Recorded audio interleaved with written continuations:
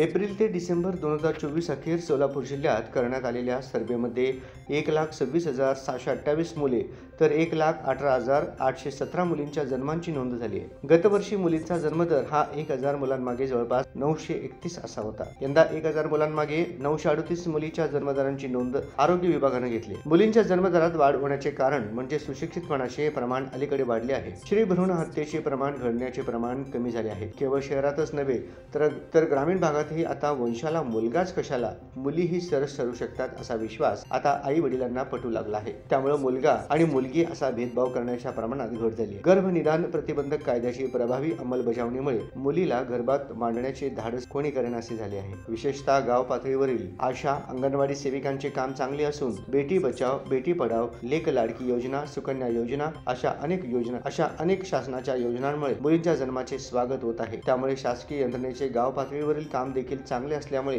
मुलींच्या जन्मदरात वाढ होताना दिसत आहे। विशेषतः म्हाडा, उत्तर सोलापूर, कोळा, सांगोल्यात मुलींचा जन्मदर 1,000हून अधिक आहे। बेटी बचाव बेटी पढाव, लेक लाडकीसह विविध शासनाच्या मुलींच्या जन्मासाठी राबविण्यात येत असलेल्या योजनेमुळे सोलापूर जिल्ह्यात मुलींचा जन्मदर वाढला आहे। पालकांचा दृष्टिकोनही बदलला असून अंगणवाडी सेविकाही ग्रामीण भागात करीत असलेल्या जनजागृतीमुळे शक्य झाले आहे, असे महिला व बालविकास अधिकारी प्रसाद मिरकले यांनी सांगितले आहे।